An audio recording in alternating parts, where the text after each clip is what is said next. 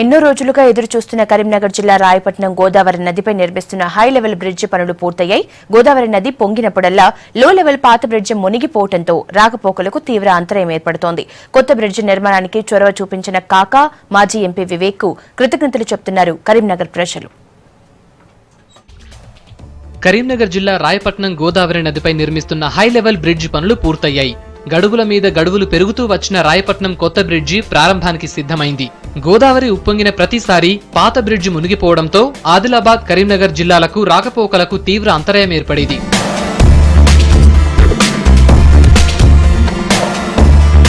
కరీంనగర్ జిల్లా జగిత్యాల నుంచి ఛత్తీస్గఢ్లోని జగదేవ్పూర్ వరకు ఉన్న రోడ్డు మార్గాన్ని నేషనల్ హైవే 62గా కేంద్రం ప్రకటించడంతో రవాణా సంబంధాలు మరింత పెరిగాయి. మంచిర్యాల నుంచి బెల్లంపల్లి, ఆసిఫాబాద్ మీదుగా మహారాష్ట్రకు కూడా రవాణా పెరిగింది.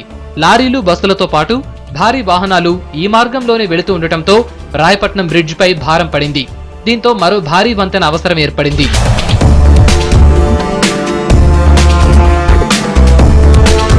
స్థానిక నాయకులు, ప్రజలు 2004లో అప్పుడు పెద్దపల్లి ఎంపీగా ఉన్న కాంగ్రెస్ సీనియర్ నేత వెంకటస్వామిని కలిసి రాయపట్నం దగ్గర కొత్త బ్రిడ్జి నిర్మించాలని కోరారు. వెంటనే కాకా స్పందించి జాతీయ రహదారి కావడంతో అప్పటి యూపీఏ ప్రభుత్వంతో మాట్లాడి కొత్త బ్రిడ్జి నిర్మాణానికి టెండర్లు పిలిపించారు. కాంట్రాక్టర్లు టెండర్లు వేయడానికి ముందుకు రాకపోవడంతో 2 సార్లు టెండర్ల ప్రక్రియ వాయిదా పడింది.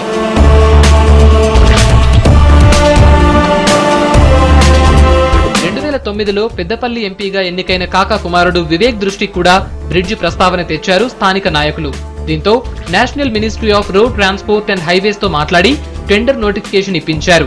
2011 మార్చి 12న రాయపట్నం బ్రిడ్జి నిర్మాణానికి 3వ టెండర్ పిలిచారు. గతంలో 2 సార్లు టెండర్లు రాకపోగా 3వ సింగిల్ టెండర్ వచ్చింది. ప్రభుత్వ రూల్స్, నేషనల్ హైవే నామ్స్ ప్రకారం సింగిల్ టెండర్ కు కాంట్రాక్ట్ ఇవ్వమంటూ కేంద్రం నేషనల్ హైవే అథారిటీ బిడ్ దాఖలు చేసిన కంపెనీకి టెండర్ ను కేటాయించలేదు. దీంతో వివేక్ అప్పటి national road transport and highways minister తో మాట్లాడి సమస్యను పరిష్కరించారు.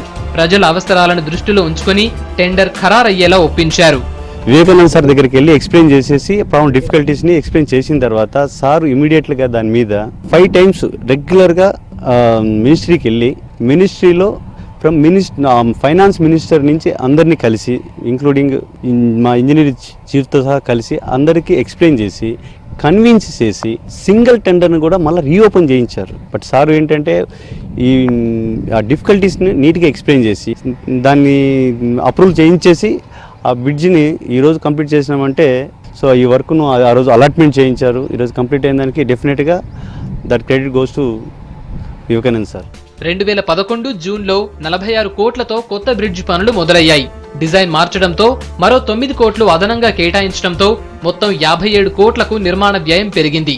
3 ఏళ్లలో పనులు పూర్తి చేయాలని 2014 మార్చిని గడువుగా విధించారు. గడువు పూర్తయి 2 ఏళ్లు దాటిన తర్వాత పనులు చివరి దశకు చేరాయి. బ్రిడ్జిపై ప్రస్తుతం ప్యాచ్ వర్క్ జరుగుతోంది. ఈ నెల 25న ఓపెనింగ్ కోసం ఏర్పాట్లు చేస్తున్నారు. రాయపట్నం, గూడెం గ్రామాల మధ్య బ్రిడ్జి నిర్మాణం మాజీ ఎంపీ వివేక్ తోనే సాధ్యమైందంటున్నారు స్థానికులు. వివేక్ గారు ఎంపీగా గెలిచినాక ఇక్కడ ఉన్నటువంటి ఆఫీసర్ల ద్వారా మాకున్నటువంటి ఇన్ఫర్మేషన్ ప్రకారం వివేక్ గారు ఎంపీగా ఉండి ఎంపీ గారికి ఈ విషయం వారి దృష్టికి తీసుకెళ్లి సింగిల్ టెండర్ మీద ఉన్నటువంటి గుత్తదారుకు కాంట్రాక్ట్ ఇప్పించి ఈ బ్రిడ్జిని పూర్తి చేసినందుకు కాంట్రాక్టర్ గారు మరి మంజూరు చేయించినటువంటి వివేక్ గారికి కూడా పేరు దక్కే విధంగా చేసినందుకు వివేక్ గారికి శాంక్షన్ చేసినందుకు ప్రత్యేకమైనటువంటి ఈ తెలంగాణ జిల్లాల కరీంనగర్, ఆదిలాబాద్ జిల్లాల ప్రజల ద్వారా నేను ప్రత్యేకంగా ధన్యవాదాలు తెలుస్తున్నాను. ఎంపీ అప్పుడు వెంకటస్వామి గారు ఉన్నప్పుడు దీన్ని శాంక్షన్ చేయించి మంజూరు చేయించడం జరిగింది. మరి కొన్ని పరిస్థితుల వల్ల ఆ టెండర్లు క్యాన్సిల్ అయిపోవడం జరిగింది. మళ్ళీ వివేక్ గారు గెలిచిన తర్వాత ప్రత్యేకంగా చొరవ తీసుకొని ఈ కాంట్రాక్ట్ను వారికి ఇప్పించి ఈ ప్రాంతానికే మరి నిజంగా మేలు చేసినటువంటి వ్యక్తి మరి వివేక్ గారు, అటు వెంకటస్వామి గారు. నాడు కాకా కృషితో బ్రిడ్జి నిర్మాణానికి అంకురార్పణ జరగ్గా ఆగిపోయిన ప్రాజెక్టును ముందుకు కదిలించారు ఆయన కుమారుడు మాజీ ఎంపీ వివేక్. బ్రిడ్జి నిర్మాణం పూర్తి కావడం పట్ల స్థానికులు హర్షం వ్యక్తం చేస్తున్నారు.